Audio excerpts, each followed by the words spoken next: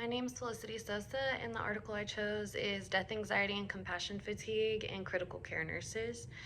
So, the stated goals or the purpose of the research study is to investigate death anxiety and compassion fatigue and how it relates to the field of nursing, as well as the relationships between the two, and also to identify the causes of stress and compassion fatigue among critical care nurses and how to possibly resolve those issues for the overall well being of the workforce.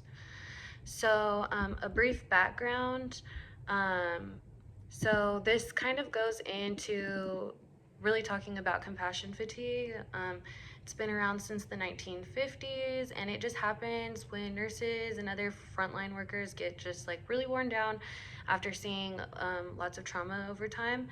And it can overall make them more stressed, anxious, and which can overall affect caring towards patients. Um, Also, exactly like what qualifies as compassionate care. Um, Different parts of compassion, so what exactly it is, how it develops, and how relationships affect it, and what actions show compassion. Um, Also, death anxiety, so the fear or stress about death and dying, and how it's linked to compassion fatigue. Nurses who see a lot of death, like in ICU or emergency, are more likely to feel overwhelmed and emotionally drained. Um, Workplace pressures, so like time limits, staff shortages, constant critical decisions can also add to stress, and many places don't have formal support debriefings, which could make coping overall harder. Um, Culture and religion play a huge role in how nurses also deal with death. So, most research has been done in Western countries, but we don't know how nurses in places like the Middle East or Africa experience this.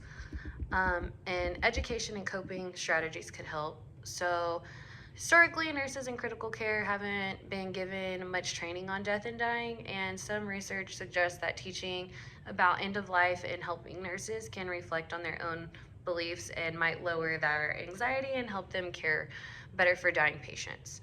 Um, so, this research matters because it fills a cultural gap in the literature and helps us understand how critical care nurses cope with death and compassion fatigue and can guide healthcare organizations and better support the staff and improve patient care. So, the discussions of methods used to include the research design had two mixed methods. It was quantitative and also qualitative. Um, the study subjects were qualified nursing working in three subspecialties of critical care. So they were the surgical ICU, the trauma ICU, and the medical ICU at a hospital in Qatar. The sample size was about 255 full time nurses that were eligible, and about 30% of that participated in the survey. They were predominantly female. Most were aged 28 to 32, and majority held their BSNs.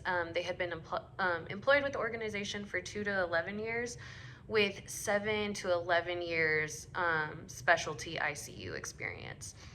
Um, the workforce context, most were exasperate expatriate nurses from Arab countries, India, and the Philippines, with less than 20% of those actually being nationals of Qatar. The workforce context, I went over that. So, procedures used, data were collected using the DAPR and demographics from a larger group of ICU nurses and discussion interviews with smaller group after ethical proven with secure collection methods. Materials and management, so the DAPR, which stands for Death Attitude Profile Revised Questionnaire.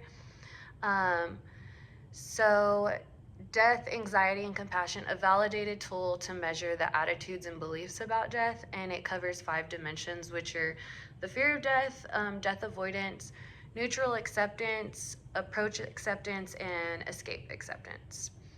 The demographic profile questions collected information about age, gender, education, years of ICU experience, and years of working in the organization, as well as it allowed analysis of how these factors could correlate with attitudes toward death and compassion fatigue. Um, The qualitative discussion guide was a small group of nurses that participated in guided discussions. They had a questionnaire which asked and include, do you believe in compassionate care is delivered in the ICU, and what are the barriers to delivering compassionate care? This provided narrative data for thematic analysis. Step-by-step, the mixed method study surveyed qualified nurses working in the 3 subspecialties. After institutional ethical approval, researchers distributed the packets containing the DAPR and the demographic questions through secure collection boxes. They also took part in a guided discussion in illicit perceptions of compassionate care and barriers. The procedures used for the data analysis, so they used the DAPR, and then the qualitative was the small sample size of nurses that were interviewed to the 2 questions. So the research results and findings, many ICU nurses cope with death by adopting neutral or acceptance attitudes, just to kind of protect them emotionally, and that can overall lead to compassion fatigue.